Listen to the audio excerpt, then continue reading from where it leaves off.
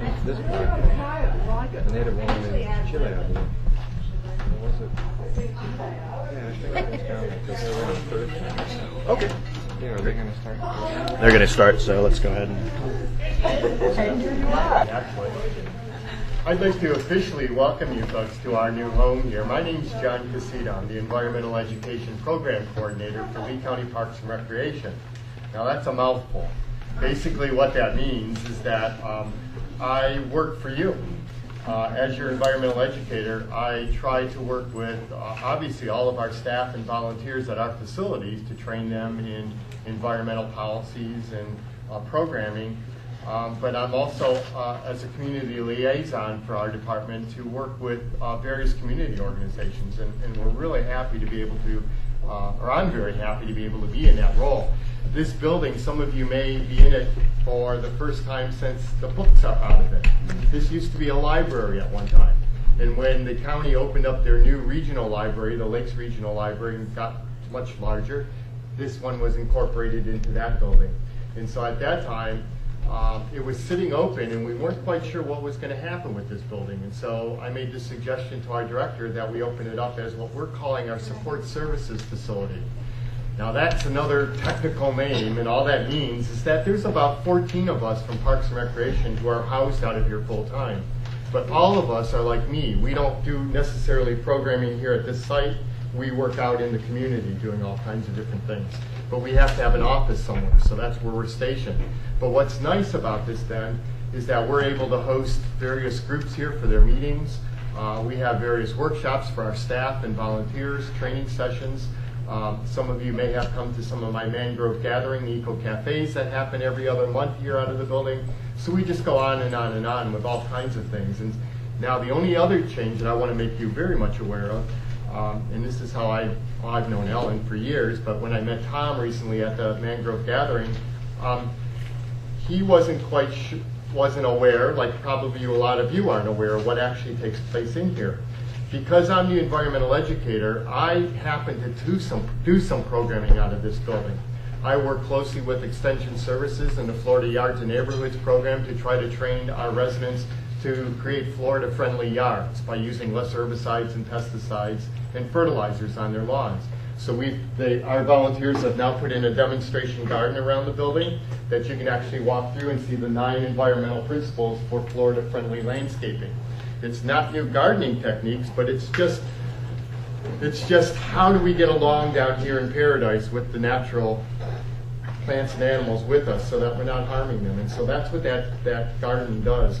And every Wednesday we have volunteers here who will lead you on a free guided tour of that site.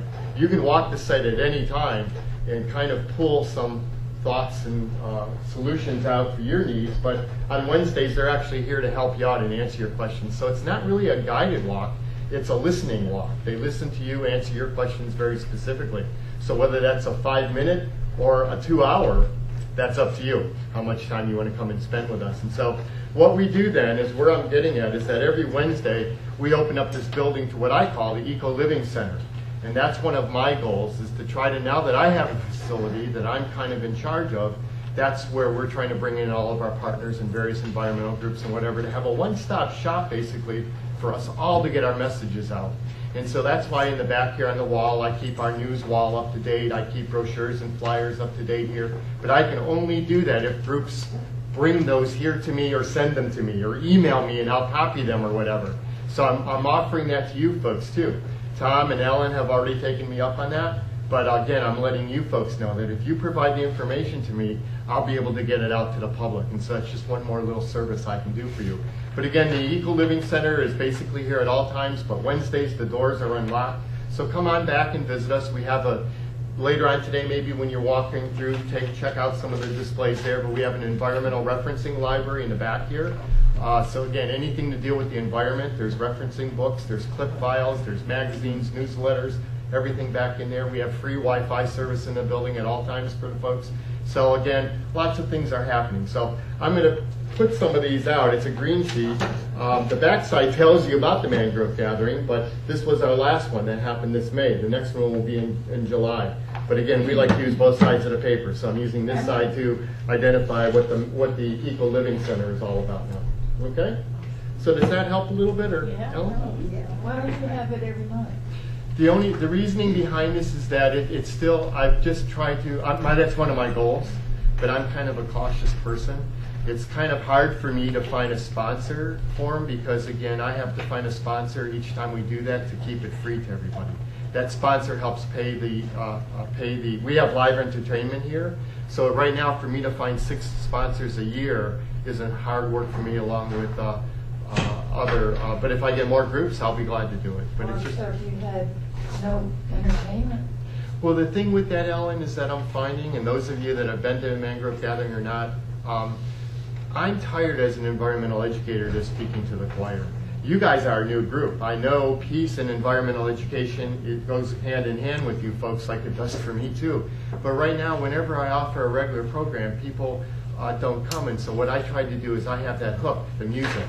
And as you know, in our mangrove gathering, when we go through and introduce everybody in the audience on those nights, half the people that come to those evenings come because of the free music, and they're not quite sure what they're getting involved in. And all of a sudden they're sitting next to people, and when we make announcements that, oh yeah, I'm on the bird patrol, or I'm in the peace and environmental group, then they start talking and they feel a little bit more comfortable. So that was my goal for that, is to hook them in with the music and the potlatch foods that we all bring to share, but then again, we all have our little environmental messages, and it's not necessarily that we're providing messages to them, but contacts. And that's what I feel like has been a little bit more successful. So we're going to get it. I'm going to get it every month. You wait and see. You've known me long enough that we'll do that eventually. Yeah. Anything else that I can share with you? Okay. Well, enjoy your afternoon. I know I'll be here at the end of the day too to help you dedicate our new peace pole. Thanks to you folks too. So we'll get that going. And I'll just leave these out here on the front table, and you can pick them up at your leisure. And please help spread the word, because I don't have an advertising budget just like you guys, so I rely upon you folks to let other folks know what's going on, okay? And even if that door is ever locked, there's a doorbell. Please ring it, because if we're here, we'll be glad to answer it. It's just that all of our offices are in the back, and that's why we can't keep that door open at all times. But please ring the doorbell. If somebody's here, we'll answer it immediately, okay?